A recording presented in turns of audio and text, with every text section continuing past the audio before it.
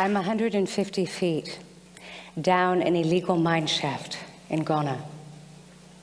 The air is thick with heat and dust, and it's hard to breathe.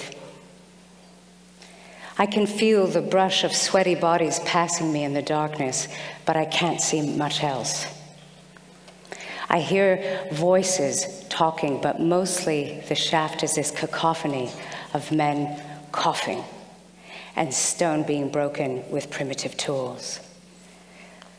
Like the others, I wear a flickering, cheap flashlight tied to my hair with this elastic, tattered band, and I can barely make out the slick tree limbs holding up the walls of the 3-foot square hole, dropping hundreds of feet into the earth.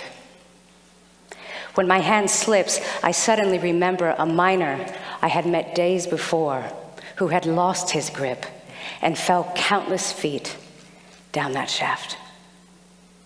As I stand talking to you today, these men are still deep in that hole, risking their lives without payment or compensation, and often dying. I got to climb out of that hole, and I got to go home. But they likely never will, because they're trapped in slavery.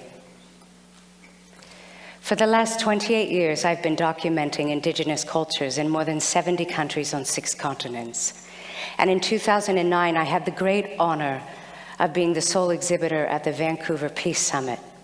Amongst all the astonishing people I met there, I met a supporter of Free the Slaves, an NGO dedicated to eradicating modern-day slavery.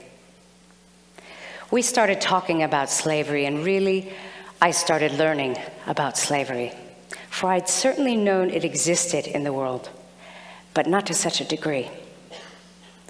After we finished talking, I felt so horrible and honestly ashamed at my own lack of knowledge of this atrocity in my own lifetime. And I thought, if I don't know, how many other people don't know? It started burning a hole in my stomach, so within weeks, I flew down to Los Angeles to meet with the director of Free the Slaves and offer them my help. Thus began my journey into modern-day slavery. Oddly, I had been to many of these places before. Some I even considered like my second home. But this time, I would see the skeletons hidden in the closet. A conservative estimate tells us there are more than 27 million people enslaved in the world today. That's double the amount of people taken from Africa during the entire transatlantic slave trade. 150 years ago, an agricultural slave cost about 3 times the annual salary of an American worker. That equates to about $50,000 in today's money. Yet today, entire families can be enslaved for generations over a debt as small as $18.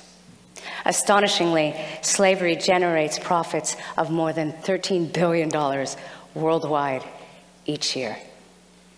Many have been tricked by false promises of a good education, a better job, only to find that they're forced to work without pay, under the threat of violence, and they cannot walk away. Today's slavery is about commerce, so the goods that enslaved people produce have value, but the people producing them are disposable. Slavery exists everywhere, nearly, in the world, and yet it is illegal everywhere in the world. In India and Nepal, I was introduced to the brick kilns. The strange and awesome sight was like walking into ancient Egypt or Dante's Inferno. Enveloped in temperatures of 130 degrees, men, women, children, entire families, in fact, were cloaked in a heavy blanket of dust, while mechanically stacking bricks on their head, up to 18 at a time, and carrying them from the scorching kilns to trucks hundreds of yards away. Deadened by monotony and exhaustion, they work silently, doing this task over and over for 16 or 17 hours a day. There were no breaks for food, no water breaks, and the severe dehydration made urinating pretty much inconsequential. So pervasive was the heat and the dust that my camera became too hot to even touch and ceased working. Every 20 minutes, I'd have to run back to our cruiser to clean out my gear and run it under an air conditioner to revive it. And as I sat there, I thought, my camera is getting far better treatment than these people. Back in the kilns, I wanted to cry. But the abolitionist next to me quickly grabbed me and he said, "Lisa, don't do that. Just don't do that here." And he very clearly explained to me that emotional displays are very dangerous in a place like this, not just for me, but for them. I couldn't offer them any direct help. I couldn't give them money, nothing. I wasn't a citizen of that country. I could get them in a worse situation than they were already in. I'd have to rely on Free the Slaves to work within the system for their liberation, and I trusted that they would. As for me, I'd have to wait until I got home to really feel my heart break. In the Himalayas, I found children carrying stone for miles down mountainous terrain to trucks waiting at roads below. The big sheets of slate were heavier than the children carrying them, and the kids hoisted them from their heads using these handmade harnesses of sticks and rope and torn cloth. It's difficult to witness something so overwhelming. How can we affect something so insidious, yet so pervasive? Some don't even know they're enslaved, people working 16, 17 hours a day without any pay. Because this has been the case all their lives. They have nothing to compare it to. When these villagers claimed their freedom, the slaveholders burned down all of their houses. I mean, these people had nothing, and they were so petrified they wanted to give up. But the woman in the center rallied for them to persevere, and abolitionists on the ground helped them get a quarry lease of their own, so that now they do the same back-breaking work, but they do it for themselves, and they get paid for it, and they do it in freedom. Sex trafficking is what we often think of when we hear the word slavery. And because of this worldwide awareness, I was warned that it would be difficult for me to work safely within this particular industry. In Kathmandu, I was escorted by women who had previously been sex slaves themselves. They ushered me down a narrow set of stairs that led to this dirty, dimly fluorescent lit basement. This wasn't a brothel per se, it was more like a restaurant. Cabin restaurants, as they're known in the trade, are venues for forced prostitution. Each has small, private rooms where the slaves, women, along with young girls and boys, some as young as 7 years old, are forced to entertain the clients, encouraging them to buy more food and alcohol. Each cubicle is dark and dingy, identified with a painted number on the wall, and partitioned by plywood and a curtain. The workers here often endure tragic sexual abuse at the hands of their customers. Standing in the near darkness, I remember feeling this quick, hot fear. And in that instant, I could only imagine what it must be like to be trapped in that hell. I had only one way out, the stairs from where I'd come in. There were no back doors. There were no windows large enough to climb through. These people have no escape at all.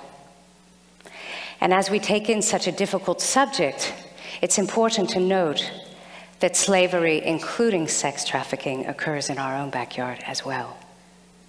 Tens of hundreds of people are enslaved in agriculture, in restaurants, in domestic servitude, and the list can go on. Recently, the New York Times reported that between 100,000 and 300,000 American children are sold into sex slavery every year. It's all around us. We just don't see it. The textile industry is another one we often think of when we hear about slave labor. I visited villages in India where entire families were enslaved in the silk trade. This is a family portrait. The dyed black hands are the father, while the blue and red hands are his sons. They mix dye in these big barrels, and they submerge the silk into the liquid up to their elbows. But the dye is toxic. My interpreter told me their stories. We have no freedom, they said. We hope still, though, that we could leave this house someday and go someplace else where we actually get paid for our dyeing. It's estimated that more than 4,000 children are enslaved on Lake Volta, the largest man-made lake in the world. When we first arrived, I went to have a quick look. I saw what seemed to be a family fishing on a boat. 2 older brothers, some younger kids. Makes sense, right? Wrong. They were all enslaved. Children are taken from their families and trafficked and vanished. And they're forced to work endless hours on these boats on the lake, even though they do not know how to swim. This young child is 8 years old. He was trembling when our boat approached, frightened it would run over his tiny canoe. He was petrified he would be knocked in the water. The skeletal tree limbs submerged in Lake Volta often catch the fishing nets, and weary, frightened children are thrown into the water to untether the lines. Many of them drown. For as long as he can recall, he's been forced to work on the lake. Terrified of his master, he will not run away. And since he's been treated with cruelty all his life, he passes that down to the younger slaves that he manages. I met these boys at 5 in the morning when they were hauling in the last of their nets. But they had been working since 1 a.m. in the cold, windy night. And it's important to note that these nets weigh more than 1,000 pounds when they're full of fish. I want to introduce you to Kofi. Kofi was rescued from a fishing village. I met him at a shelter where Free the Slaves rehabilitates victims of slavery. Here he's seen taking a bath at the well, pouring big buckets of water over his head. And the wonderful news is, as you and I are sitting here talking today, Kofi has been reunited with his family. And what's even better, his family has been given tools to make a living and to keep their children safe. Kofi is the embodiment of possibility. Who will he become? Because someone took a stand and made a difference in his life.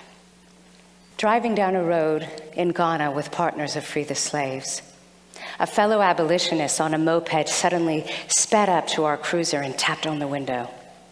He told us to follow him down a dirt road into the jungle. At the end of the road, he urged us out of the car and told the driver to quickly leave. Then he pointed toward this barely visible footpath and he said, "This is the path, go." As we started down the path, we pushed aside the vines blocking the way, and after about an hour of walking in, found that the trail had become flooded by recent rains. So I hoisted the photo gear above my head as we descended into these waters up to my chest. After another 2 hours of hiking, the windy trail abruptly ended at a clearing. And before us was a mass of holes that could fit into the size of a football field. And all of them were full of enslaved people laboring. Many women had children strapped to their backs while they were panning for gold, wading in water poisoned by mercury. Mercury is used in the extraction process. These miners are enslaved in a mine shaft in another part of Ghana.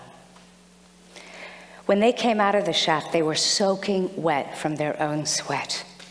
I remember looking into their tired, bloodshot eyes for many of them, had been underground for 72 hours. The shafts are up to 300 feet deep, and they carry out heavy bags of stone that later will be transported to another area where the stone will be pounded so that they can extract the gold.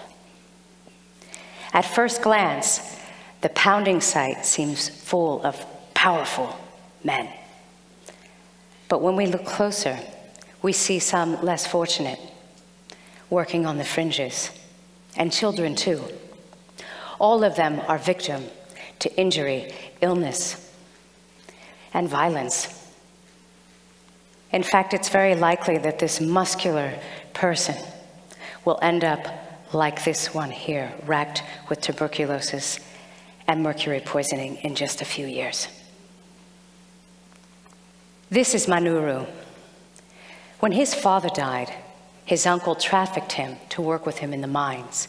When his uncle died, Manuru inherited his uncle's debt, which further forced him into being enslaved in the mines.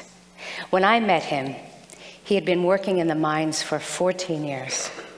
And the leg injury that you see here is actually from a mining accident. One so severe, doctors say his leg should be amputated. On top of that, Manuru has tuberculosis. Yet he's still forced to work day in and day out in that mine shaft. Even still, he has a dream that he will become free and become educated with the help of local activists like Free the Slaves. And it's this sort of determination in the face of unimaginable odds that fills me with complete awe. I want to shine a light on slavery. When I was working in the field, I brought lots of candles with me. And with the help of my interpreter, I imparted to the people I was photographing that I wanted to illuminate their stories and their plight. So when it was safe for them and safe for me, I made these images. They knew their image would be seen by you out in the world. I wanted them to know that we will be bearing witness to them and that we will do whatever we can to help make a difference in their lives. I truly believe if we can see one another as fellow human beings, then it becomes very difficult to tolerate atrocities like slavery. These images are not of issues, they are of people, real people like you and me, all deserving of the same rights, dignity, and respect in their lives. There is not a day that goes by that I don't think of these many beautiful, mistreated people I've had the tremendous honor of meeting. I hope that these images awaken a force in those who view them, people like you. And I hope that force will ignite a fire, and that fire will shine a light on slavery. For without that light, the beast of bondage can continue to live in the shadows. Thank you very much.